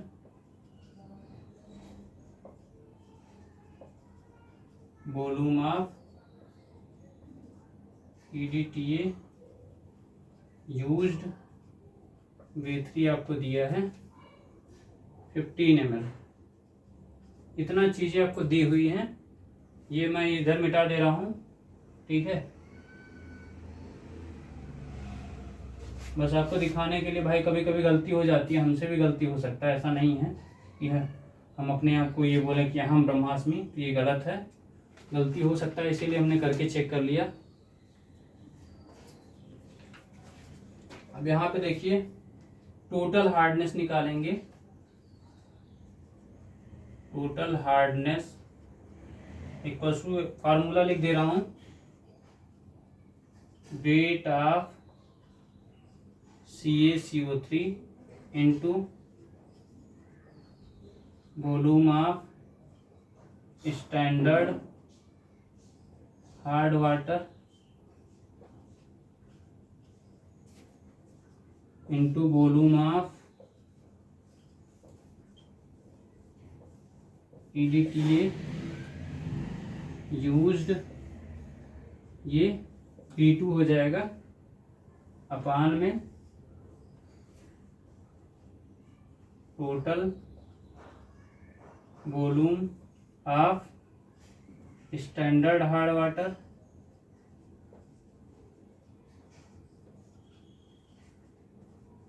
Into volume of water sample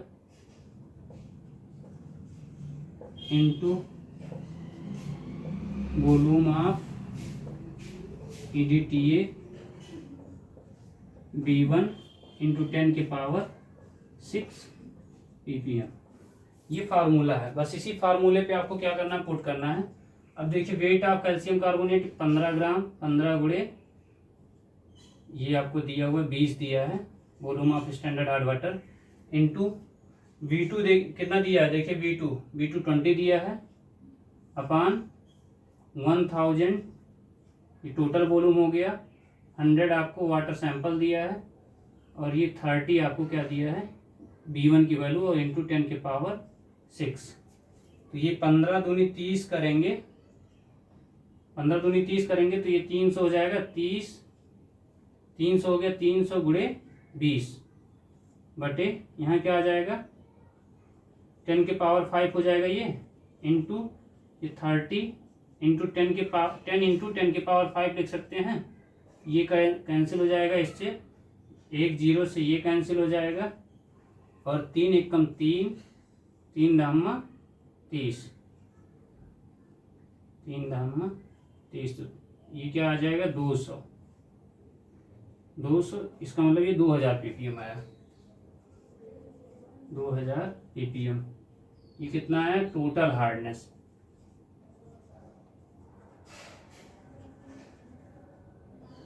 अब ऐसे ही परमानेंट निकालेंगे, तो परमानेंट में जहां ये वॉल्यूम ऑफ वाटर सैंपल दिया है इसके जगह पे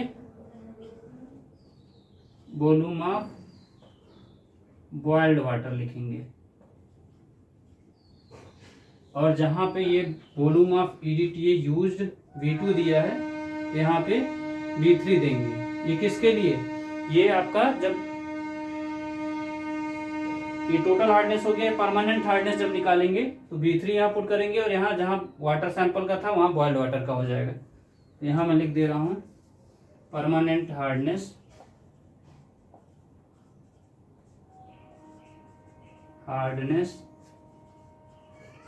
इक्वल्स टू, पहले वेट ऑफ कैल्शियम कार्बोनेट 15 गुणे volume of standard hard water 20 गुणे, अब यहाँ कितना दिया 15 दिया हुआ क्वेश्चन के अकॉर्डिंग में, देखिए यहाँ 15 ml दिया है P3, अपान में कितना हो जाएगा 1000 इंटू 100 इंटू 30 इंटू 10 के पावर 6, ये क्या आ जाएगा 15 दूनी 30, मतलब 300 गुणे 15 बटे 10 के पावर 5, इसको लिख सकते हैं इंटू 30 इंटू क्या हो जाएगा 10 इंटू 10 के पावर 5 लिख सकते हैं। तो ये कैंसिल हो जाएगा, 1 0 से 1 0, 3 एकम 3, 3 धामा 30, तो ये क्या आ जाएगा 1500 ppm। अब आपको परमानेंट पता चल गया, टोटल पता चल गया, टेम्परेरी निकालना है। तो टेम्परेरी एच के लिए क्या हो जाता है, temporary hardness equals to total H minus permanent H। तो टोटल H कितना है 2000 ppm माइनस 1500 ppm, तो ये कितना आ जाएगा 500 ppm, ये टेम्परेरी आ जाएगा। तो ये क्वेश्चन आया था आपके पेपर में, तो इसमें कोई वो दिक्कत नहीं है। फिर इसके बाद कह रहा है write the salt use for the manufacture of red and violet glass, ठीक है। फिर उसके बाद कह रहा है write about Jena and flint glass. तो जेना फ्लिंट ये सब बताया हूँ बहुत पहले ही मैं, इसका मैन्युफैक्चर ऑफ कौन कौन सा होता है, रेड का कौन सा होता है और वायलेट ग्लास का क्या होता है। तो रेड वाले का मैं अभी लिख देता हूँ, पर एक बार बता दे रहा हूँ। रेड वाले का होता है आपका गोल्ड क्लोराइड होता है, और वायलेट वाले का होता है लाल दवा जिसको बोलते हैं। कमेंट करके बताइए लाल दवा किसको बोलते हैं, जल्दी बताइए लाल दवा किसको बोलते हैं। नहीं बताओगे, बताइए सब लोग कि लाल दवा किसको बोलते हैं, उसका क्या नाम है लाल दवा का? केमिकल नेम क्या है लाल दवा का? भाई बताइए, आप लोग बताएंगे नहीं तो हम आगे नहीं बढ़ेंगे।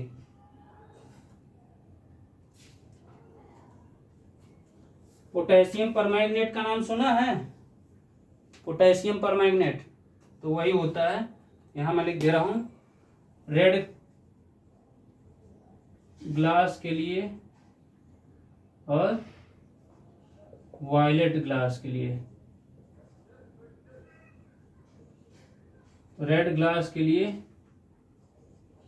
AuCl3 गोल्ड क्लोराइड, इसको बोलते हैं गोल्ड क्लोराइड। और दूसरा है आपका KMnO4, पोटेशियम परमैंगनेट बोलते हैं, पोटेशियम परमैंगनेट।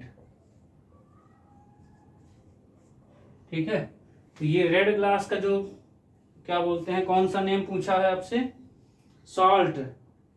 कौन सा सॉल्ट है ये मैन्युफैक्चर करने के लिए? सॉल्ट मैन्युफैक्चर्ड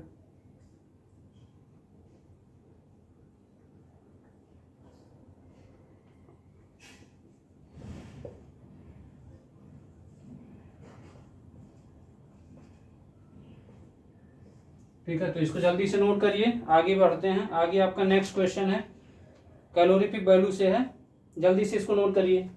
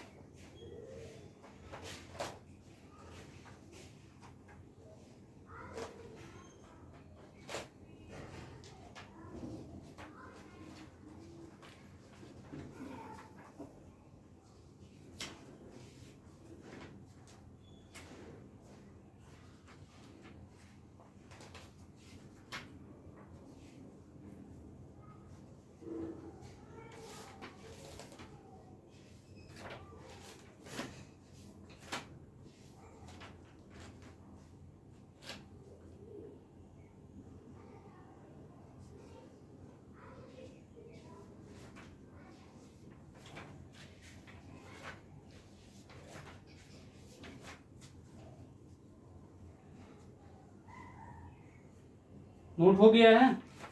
लास्ट क्वेश्चन है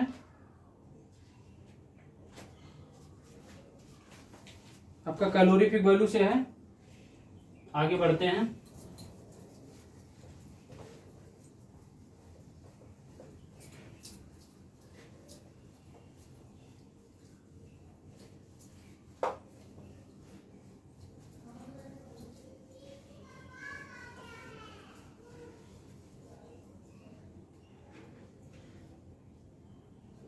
कह रहा है एक ईंधन जैसे a fuel has following percentage composition, आपको दिया हुआ है फ्यूल का परसेंटेज दिया हुआ है कंपोजिशन का। देखिए, कार्बन इक्वल्स टू 70% दिया है, हाइड्रोजन इक्वल्स टू 10% दिया है, नाइट्रोजन इक्वल्स टू 5% दिया है, सल्फर आपको 5% दिया है, नाइट्रोजन नहीं दिया है इसमें, ऑक्सीजन दिया है 5%, और फिर उसके बाद ऐश दिया है, राख 10% दिया है। इसका राख का कोई मतलब नहीं है। कह रहा high calculate its higher value, higher and lower calorific value if latent heat of water vapour is 600 calorie per gram दिया है। आपको लेटेंट हीट दिया हुआ है, latent heat equal to 600 calorie per gram. तो देखिए जल्दी से हम लोग ये क्वेश्चन सॉल्व कर लेते हैं। HCB equals to 1/100। इसमें देखिए जब परसेंटेज आपको दिखे कहीं पे, परसेंटेज में दिया हो, लेटेंट हीट दिया हो, तो आपके दिमाग में बस गलती से आपको ये ना लिखा हो कि बॉम्ब कैलोरीमीटर एक्सपेरिमेंट। अगर बॉम्ब कैलोरीमीटर एक्सपेरिमेंट नहीं लिखा हुआ है तो आप तुरंत आंख बंद करके डुलांग्स फार्मूला लगाइए। तो ये डुलांग्स फार्मूला मैं लिख रहा हूं, 8080 into C plus 34,500 H minus oxygen by 8 plus 2240 गुणे S कैलोरी पर ग्राम। अब यहाँ जल्दी जल्दी वैल्यू पुट करते हैं। 1/100 इंटू 8080 गुणे कार्बन का परसेंटेज 70 दिया हुआ है प्लस 34,500, हाइड्रोजन का परसेंटेज 10 दिया है माइनस ऑक्सीजन कितना दिया 5/8 प्लस 2240 गुणे 5 दिया हुआ है यहाँ पे। अब यहाँ सल्फर का 5 दिया है तो मैं 5 सही से बना दे रहा हूँ, यहाँ S दिया है। इसको मल्टीप्लाई कर लीजिए, मल्टीप्लाई करोगे 8 सत्ते 56, 56 0 0, 56 56 0 0 प्लस 34,500 गुणे 10 अट्ठे 80, 80 माइनस 5 75, वो 75/8 प्लस, अब इसको मल्टीप्लाई करेंगे तो ये आ जाएगा 11,200 आ जाएगा। अब इसको देखिए मैं सॉल्व कर ले रहा हूँ, डायरेक्ट सॉल्व करूंगा।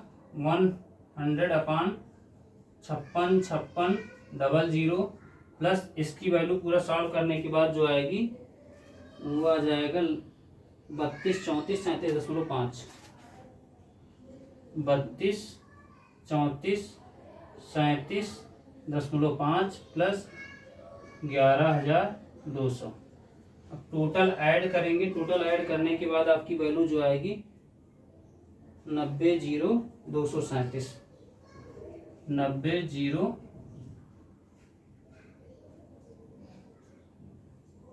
90,237.5 बटे 100। तो ये आपका आ जाएगा 9,002.375 कैलोरी पर ग्राम। ये HCB आया है, हायर कैलोरीफिक वैल्यू। अब हम लोग लोअर कैलोरीफिक वैल्यू कैसे निकालेंगे? फार्मूला होता है लोअर कैलोरीफिक वैल्यू का, LCB बोलते हैं या इसी को हम लोग NCB भी बोलते हैं, नेट कैलोरीफिक वैल्यू। तो ये होता है HCB minus 9/100 into percentage of H into latent heat, latent heat. HCB की वैल्यू कितनी है? 9,002.375 माइनस 9/100 गुणे हाइड्रोजन का परसेंटेज कितना दिया है 10 दिया है, इंटू लेटेंट हीट कितना दिया 600 दिया है। अब इसको सॉल्व कर लेंगे, 9,002.375 माइनस इसका मल्टीप्लाई करेंगे 9 छक्के 54, 540 आ जाएगा, 540 आ जाएगा। माइनस कर लेंगे तो माइनस आ जाएगा 84,62.375, 84,62.375 कैलोरी पर ग्राम। ये LCB है, इसको जल्दी से नोट करिए।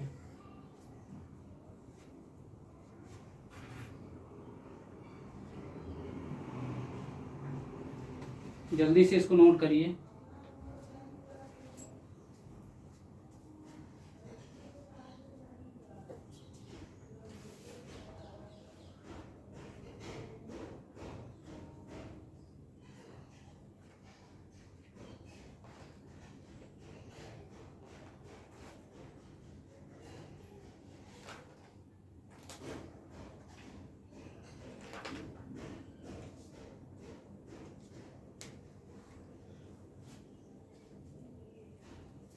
हो गया।